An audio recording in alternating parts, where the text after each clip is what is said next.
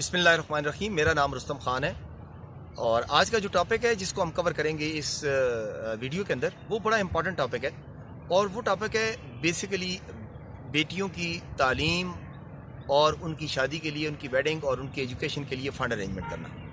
तो नबी पाक सल्लल्लाहु अलैहि वसल्लम की हदीस का हवाला यहाँ पे मैं दूंगा कि यहाँ पे नबी पाक सल्लल्लाहु अलैहि वसल्लम की एक हदीस मुबारक है कि अगर एक इंसान ने, एक मुसलमान ने जिसके घर में बेटी पैदा हुई, अगर उसने अपनी बेटी को अच्छी तालीम और तरबियत दी, उसके बाद उसको जवानी के बाद उसने उनकी अच्छी जगह पे शादी कराई और वो मेरे साथ जन्नत में ऐसे खड़ा होगा जैसे ये दो उंगलियां आपस में। तो देखें इससे हमें क्या सबक मिलता है। इससे ये सबक मिलता है कि हमारी बेटियों की जो तालीम और तरबियत है वो हमारे लिए कितनी इंपॉर्टेंट है। क्यों कि उसी बेटी ने इस माशरे के अंदर एक ख़ानदान की बुनियाद रखनी है। और यहाँ पे मैं दूसरे नंबर पे हवाला दूंगा मिस्टर नेपोलियन का, और उसने ज़बरदस्त बात की। उसने कहा जी आप मुझे पढ़ी लिखी मां दे दें, मैं आपको पढ़ा लिखा माशरा दे दूंगा। अब सवाल ये पैदा होता है कि हमारे इस माशरे के अंदर जहाँ पे बच्चों की एजुकेशन हमारी जिम्मेदारी है, वहाँ पे बेटियों की डबल रिस्पॉन्सिबिलिटी हमारे ऊपर पड़ जाती है कि बेटी की एजुकेशन प्लस वेडिंग दोनों हमारी जिम्मेदारी हैं। और ऐसी सूरत में यह है कि ये जिम्मेदारियाँ ऐसे तरीके से निभाने के लिए ज़ाहिर हमें एक अच्छे इस्लामिक या दूसरे बड़े अच्छे इंस्टीट्यूट के अंदर उसकी तालीम और तरबियत का एहतमाम करना पड़ता है। उसके बाद उसकी घर में तालीम और तरबियत का एहतमाम करना पड़ता है, जहाँ पे कुरान और हदीस की वहाँ पे उसको तालीम देनी पड़ती है और उसके बाद उसको प्रोफेशनल एजुकेशन दिलानी पड़ती है ताकि वो अपने पाँव पे खड़ा होकर अपने बच्चों की नहीं बल्कि एक पूरे ख़ानदान की और एक पूरे माशरे की बुनियाद रख सकें। तो वहाँ पर बुनियादी चीज़ यह है कि क्या हम इस पर्पज़ के लिए फ़ंड अरेंजमेंट उनके लिए कर रहे हैं कि नहीं कर रहे।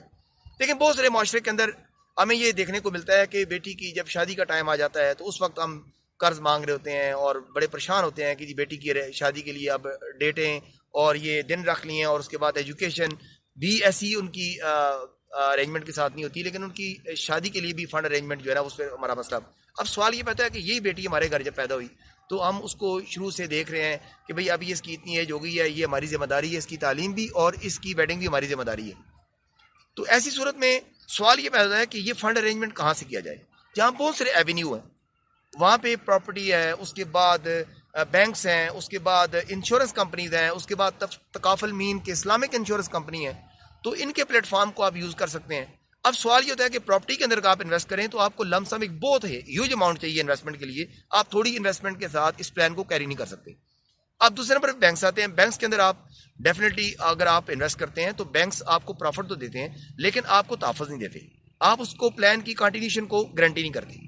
अब आ जाता है लाइफ इंश्योरेंस कंपनीज और उसके बाद तकाफुल कंपनीज आ जाती हैं। तो तकाफुल कंपनीज बुनियादी तौर पे शरिया के जो ऑर्गेनाइज असूल्स हैं, जो शरिया बेस्ड अप्रूव्ड एक कंप्लायंस के ज़रिए जो है ना वो आपकी इस प्लान को मैनेज करके देते हैं। उसमें यह है कि बुनियादी तौर पर होता क्या है, होता ही है कि आपकी अपनी बेटी की एजुकेशन के लिए प्लानिंग शुरू करते हैं जब इस प्लेटफॉर्म से बेटी की एज, आपकी एज, आपका आईडी कार्ड, और उसके बाद आपको फंड क्या चाहिए उस वक्त, और आप उनकी किस लेवल की तालीम और उनकी शादी के ऊपर एक्सपेंसेस की आपके पास क्या अमाउंट उस वक्त दरकार होगी। ये तमाम चीज़ों को हम प्लान करके एक स्पेशलाइज्ड वे में आपको एक प्लान करके देते हैं, और जिसमें हम आपको फ्रॉम द डे फर्स्ट से ये गारंटी करते हैं कि अगर आप रेगुलरली पे करते रहेंगे तो हम एट द एज ऑफ 18 आपकी बेटी को एजुकेशन के लिए भी फंड देंगे, और at the age of 24 of हर एज, जब उसकी age at the age of 24 जाएगी,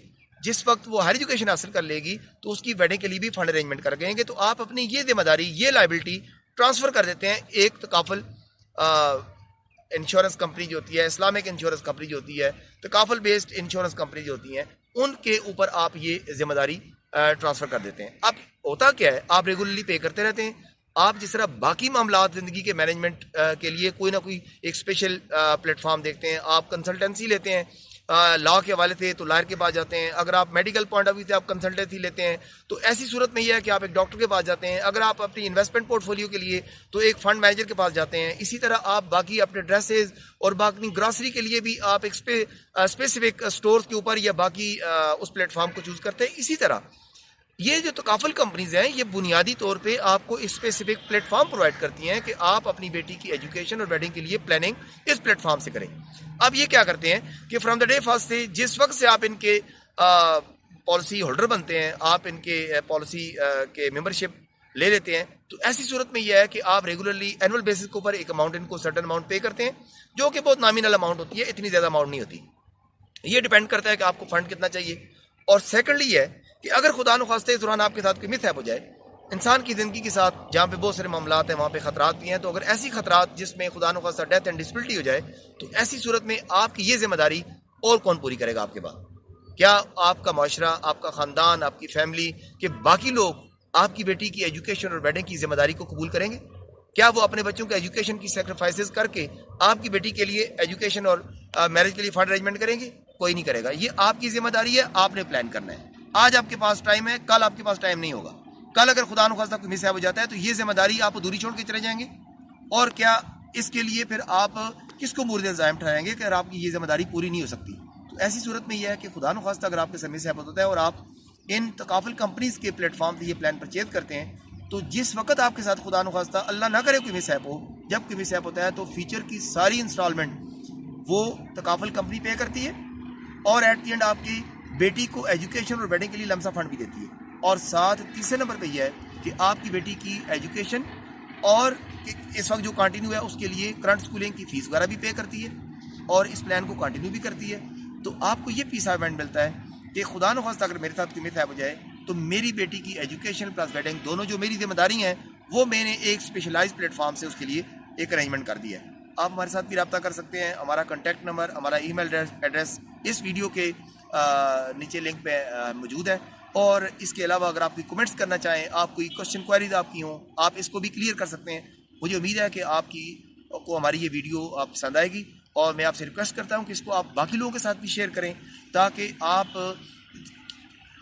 के थ्रू अगर जहाँ तक ये आइडिया जा सकता है, तो हमारे जो कामयाब लोग हैं वो अपनी बच्चियों की जिम्मेदारियाँ निभाने के लिए, फ़ंड अरेंजमेंट के लिए जो है ना, ये तकाफुल कंपनीज़ के साथ एग्रीमेंट करें, इनके साथ रिव्यू करें और अपने बच्चों की और स्पेशली बेटियों के एजुकेशन के लिए ये प्लान लाजिम परचेज करें।